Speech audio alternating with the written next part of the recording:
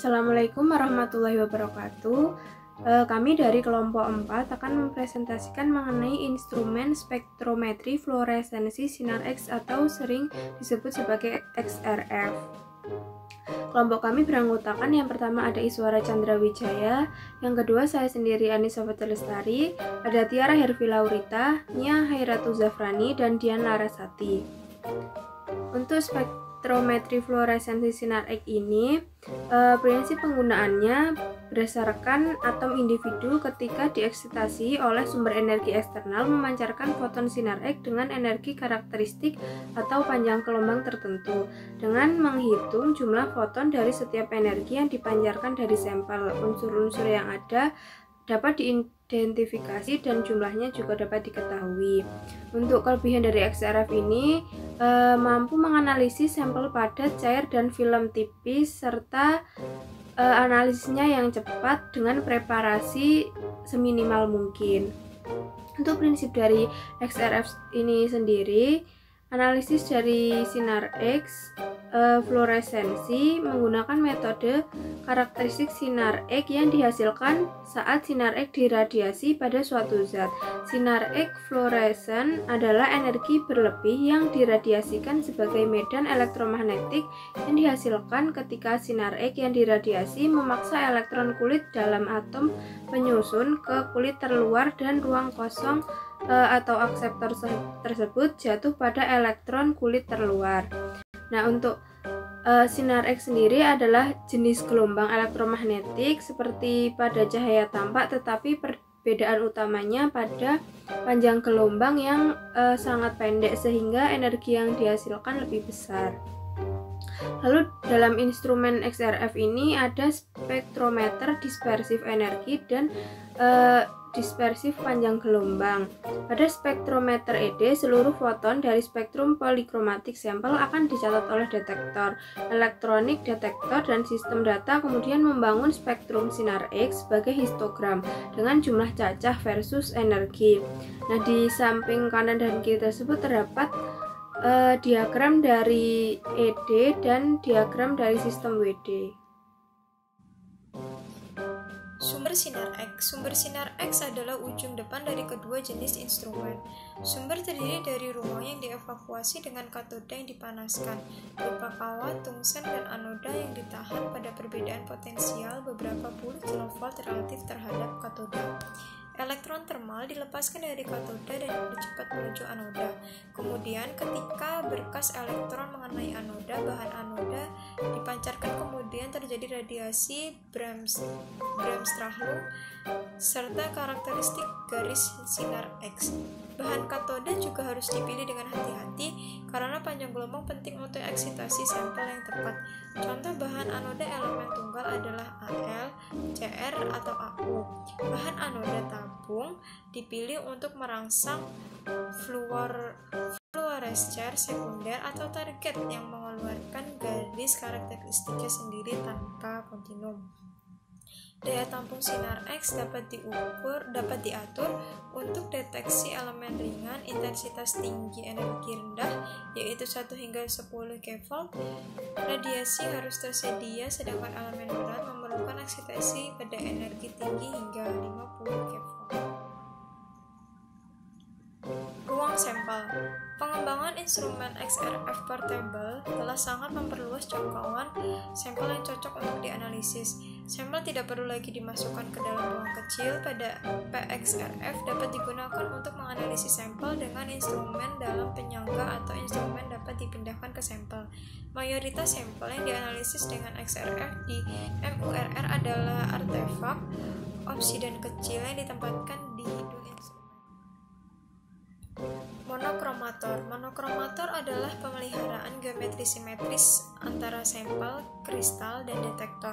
Dalam geometri ini diperoleh kondisi diffraksi Bragg. Garis emisi sinar X sangat sempit sehingga sudutnya harus ditentukan dengan cukup presisi. Kolimator soler ada seper-10 mm yang digunakan untuk meningkatkan resolusi sudut. Hal itu dapat dilakukan dengan memperpanjang kolimator dan atau mengurangi jarak pelatnya. Susunan ini memiliki keunggulan kesederhanaan dan biaya yang relatif rendah, tetapi kolimator mengurangi intensitas dan meningkatkan hamburan, serta mengurangi area sampel dan kristal yang dapat terlihat. Kesederhanaan geometri sangat berguna untuk variabel geometri monokromatik. Kristal melengkung dengan celah. Dalam kasus monokromator sudut tetap untuk digunakan dalam spektrometer simultan, kristal yang dibengkokkan menjadi bentuk spiral logaritmik memberikan kinerja pemfokusan terbaik.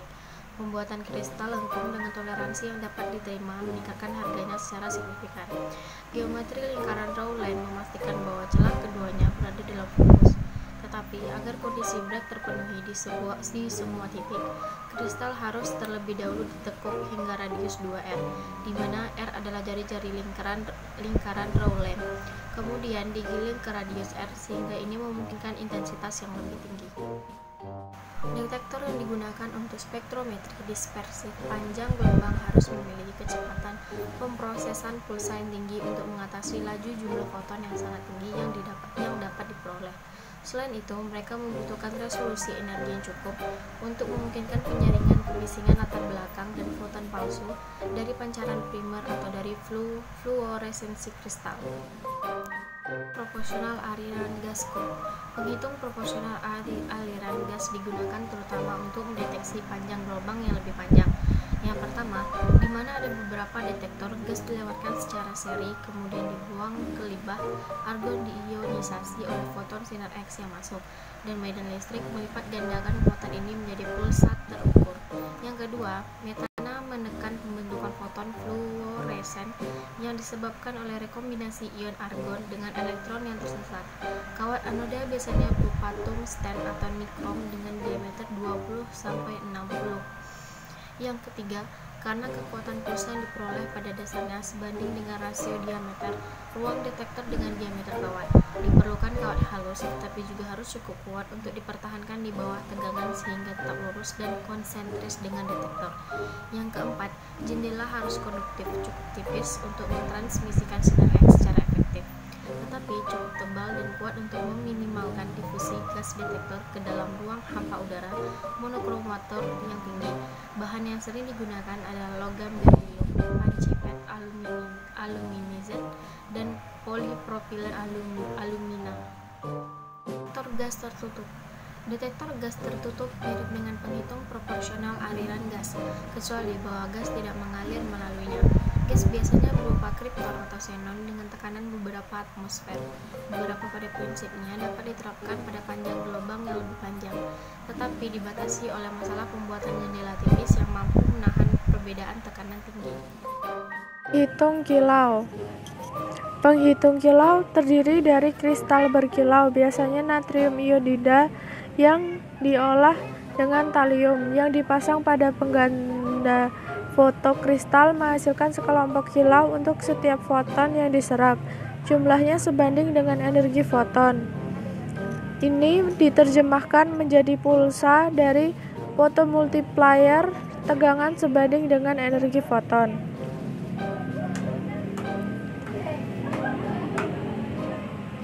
Detektor semikonduktor dapat digunakan dalam teori dan aplikasinya meningkat seiring dengan peningkatan teknologinya. Tetapi secara historis, penggunaannya untuk WDX telah dibatasi oleh responnya yang lambat. Spektrometer dispersif panjang gelombang. Lebih banyak kolimator biasanya terbuat dari serangkaian plat logam paralel yang berjarak dekat, diperlukan untuk mengarahkan berkas agar dapat mengontrol dengan cermat sudut difraksi semua foton yang terdeteksi. Dalam instrumen yang ditunjukkan, kristal penganalisis dapat diputar dengan unit detektor secara bersamaan berputar di sekitarnya untuk memindai melalui kemungkinan panjang gelombang. Kemudian, untuk menentukan panjang gelombang di semua daerah, kristal yang berbeda harus digunakan. Karena kristal dengan jarak yang besar harus digunakan untuk panjang gelombang yang panjang, tetapi mereka membuat panjang gelombang yang pendek. Tidak dapat diselesaikan pada tingkat yang rendah.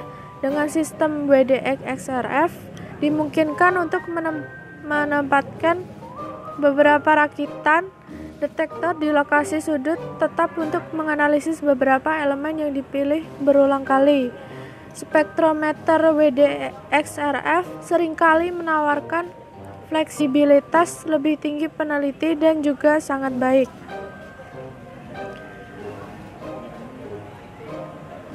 Spektrometer Diffraction Energy, meskipun lebih sederhana dalam hal pemosisian detektor versus sampel, spektrometer EDXRF memerlukan perangkat lunak elektronik dan komputer yang canggih untuk menafsirkan keluaran detektor. Sekarang ini tidak terlalu rumit karena kemajuan teknologi penting dalam penganalisis multisaluran dan komputer yang lebih cepat, dan EDXRF seringkali merupakan teknik pilihan untuk analisis multi-elemen yang cepat. Dispersi dalam EDXRF dicapai melalui penggunaan detektor jenis semikonduktor. Tegangan tinggi yang diterapkan melintasi dioda dengan cepat mengumpulkan muatan yang dilepaskan pada kapasitor umpan balik, dan pulsa tegangan proporsional yang dihasilkan diperkuat oleh pramliver peka muatan.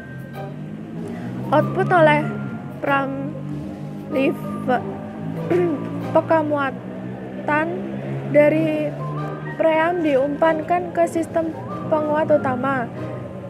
Penolak pileop bagian dari sistem ini menangani kemungkinan kejadian bahwa dua pulsa akan tiba sangat berdekatan pada waktunya.